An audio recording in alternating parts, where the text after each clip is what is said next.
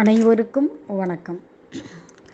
குரு பெயர்ச்சி பலன்கள் 2024 டு 2025. அதாவது திருக்கணிதப்படி குரு பெயர்ச்சி குரோதி வருடம் சித்திரை மாதம் 18ஆம் தேதி 1/5/2024 முதல் 13/4/2025 வரை. புதன்கிழமை சூரிய உதயாதி 12:50 நாளிகைக்கு பகல் 1 மணி அளவில் குரு பகவான் மேஷ ராசியிலிருந்து ரிஷப ராசிக்கு செல்கிறார். குரு இருக்கும் இடத்தை விட பார்க்கும் இடமானது கோடான கோடி நன்மைகளை கொடுக்கும் அப்படின்னு சொல்லுவாங்க. சிறப்பை தரும். அவருடைய குரு பார்வையானது கோடி நன்மை பெறும் அப்படின்னு சொல்லுவாங்க. இப்போது இந்த ரிஷப ராசிக்கான குரு பயிற்சி எப்படி இருக்கும் அப்படிங்கிறத பார்ப்போம். குரு ரிஷப ராசியிலேயே, அதாவது ஜென்ம ராசின்னு சொல்லுவாங்க இல்லையா, அதுலேயே சஞ்சரிப்பதால் அவங்களுடைய ஜாதகருடைய மன அழுத்தம் கொஞ்சம் ஏற்படும், மனசில் சஞ்சலங்கள் ஏற்படும். ஏன்னா மாற்றங்கள் அவர்களுக்கு தேவைப்படும். ஒரே இடத்துல ஒரே அமைதியான சூழ்நிலை கிடைக்காது. அவர்களுக்கு மாற்றங்கள் ஏற்படும். வீடு, வாகன, வேலை வாய்ப்புகள் இவற்றில் கூட மாற்றங்கள் ஏற்பட வாய்ப்புண்டு. இவங்களுக்கு அந்த குருவுடைய பார்வை அப்படிங்கிறது ஒரு நல்ல சூப்பரான பார்வை. திரிகோண பார்வை அப்படின்னு சொல்லுவாங்க. திரிகோண இடம் அப்படிங்கிறது 1, 5, 9. அதாவது கன்னி, விருச்சிகம், மகரம் இந்த ராசியை பார்க்கிறது. இது ரிஷப ராசிக்கு எப்படி இருக்கும் இந்த டைமில்? 5ஆம் இடமானது மன மகிழ்ச்சி, ஒரு சந்தோஷம். ரொம்ப ஹார்ட் ஒர்க்கெல்லாம் பண்ண மாட்டாங்க. அதே மாதிரி விருந்துக்கள், கேளிக்கைகள் நிறைய நடக்கும். இவங்களுடைய இந்த ஒரு வருடக்கான நிகழ்ச்சிகள் சுப நிகழ்ச்சிகளாகவே இருக்கும்.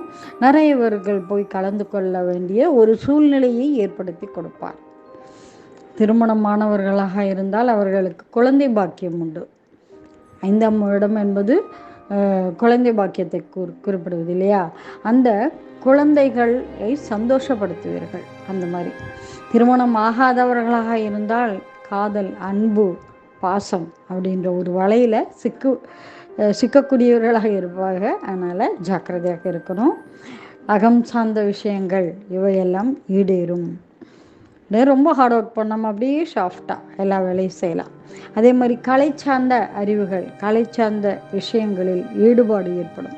கலைகள்னு என்னென்ன? பாடல், கவிதை, நடனம், ஓவியம், ஜோதிடம் போன்ற கலை சார்ந்த அகம் சார்ந்த விஷயங்களில் மனமானது ஈடுபடலாம். இப்போ வயலின் அந்த மாதிரி ஒரு இசைக்கருவி வாசிக்க நினச்சா கூட இப்போ தாராளமாக கற்றுக்கொள்ளலாம். மாணவர்கள் கற்பதற்கான காலமாக இருக்கும். ஏதோ ஒன்று, எந்த ஒரு ரசிக்கக்கூடிய அவர்களுக்கு பிடித்தமான விஷயங்களில் மனசில் லயிக்கும் அப்படின்னு சொல்லலாம். ரிஷப ராசியினருக்கு இந்த டைமானது காதல், திருமணம் வரை செல்லக்கூடியதாக இருக்கும். இப்போ ஏதாவது காதலிச்சுட்டு இருந்தால் கூட திருமணம் கைகூடுவதற்கான வாய்ப்புகள் அதிகமாக இருக்கும். 7ஆம் இடமாகிய களத்திரஸ்தானத்தை பார்வையிடுகிறார். திருமணக்கு தடையாக இருந்துட்டுருக்கு, தயாராகி இருக்காங்க, அதே மாதிரி தேடிட்டே இருக்காங்க. இந்த மாதிரி ரிஷப ராசியினருக்கு திருமண யோகத்தை தரும். ஏன்னா குருபலன் சுபபலன் இருக்கக்கூடிய இடமாக இருப்பதால் காதல், திருமணம், கல்யாணம் வரை கைகூடும். 7ஆம் இடமானது சுபபலன், குருபலன் உண்டு. சுபகாரியங்கள் நடைபெறும். வீடு கட்டி இருக்காங்க அப்படின்னா கூட அந்த ஒரு நிகழ்ச்சி, சுப நிகழ்ச்சிகள் நடைபெறும். கூட்டு தொழிலுக்கான எண்ணம் ஏற்படலாம். ஏதாவது ஒரு தொழில், சொந்த தொழிலாக சுய தொழில் செய்யக்கூட மனம் லயிக்கும். கூட்டு தொழிலில் ஏற்படுறதுக்கான வாய்ப்புகள் உண்டு. தொழில் சார்ந்த வாடிக்கையாளர்கள் இப்போது ஒரு நிறைய கிடைப்பாங்க. அதே மாதிரி சமூக அங்கீகாரம், தவறான பாதைகள் அல்லாத ஒரு சமூக அங்கீகாரம் ஏற்படுவதற்கான வாய்ப்புகளும் இருக்குது. இப்போ தெய்வ அனுகிரகம் உண்டு. இந்த டைம் 9ஆம் இட பார்வை அப்படின்னும் போது பாக்கியஸ்தானத்தை பார்வையிடுவதால் ஒரு இப்போ நடக்கிற காரியங்கள் கூட தெய்வத்தினுடைய அனுகிரகம் ஏற்பட வாய்ப்புண்டு. தெய்வ அனுகிரகத்தால் எண்ணிய எண்ணங்கள் நிறைவேறும் வாய்ப்புண்டு. தெய்வ அனுகிரகத்தால் தடைப்பட்ட சுப காரியங்கள் நிறைவேறும். நீண்ட தூர பயணங்கள் உண்டு. நிறைய ரொம்ப தூர பயணங்கள் ஏதாவது இருந்தால் கூட அதில் போகலாம். அதே மாதிரி மாணவர்களாக இருந்தால் உயர்கல்வி பயிலுவதற்கான அனுகிரகம் உண்டு. தடைப்பட்ட கல்வியில் கூட ஒரு சின்ன முன்னேற்றமானது ஏற்பட வாய்ப்பு உண்டு. ஆன்மீக சுற்றுலா தலங்களுக்கு சென்று வர வாய்ப்புண்டு. ஸோ ஆன்மீக சார்ந்த புத்தகங்கள், செய்திகள் இவையெல்லாம் இவர்களுக்கு கிடைப்பதற்கான வாய்ப்புகள் உண்டு. தந்தை அப்படின்னு சொல்லக்கூடிய 9ஆம் இடம். ஸோ தந்தையிடம் ஒரு மதிப்பும் மரியாதை ஏற்பட வாய்ப்புண்டு. அவர்களை பற்றி நிறைய தெரிஞ்சுக்கலாம்.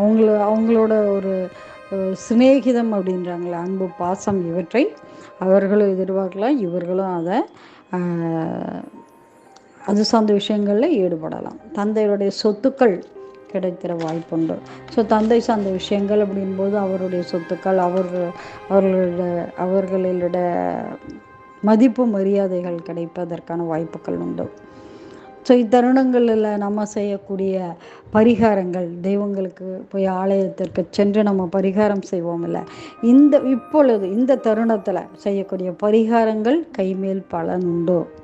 ஸோ சிறப்பான பலனை ஏற்படுத்தி கொடுக்கும். ஸோ ரிஷப ராசினருக்கு இது ஒரு அனுகிரகமான அனுசரணையான இடமாக இருக்கிறது. ஸோ ரிஷபராசிரியர்களுக்கு சனி பகவான் எவ்வாறு வேலை செய்கிறார் இப்போ இந்த தருணத்தில் அப்படின்னும் போது 10ஆம் இடமாகிய தொழில் கர்மஸ்தானத்தில் பயணிப்பதால், சனி பகவான் பயணிப்பதால் ஒரு மத்தியம பலன் உண்டு.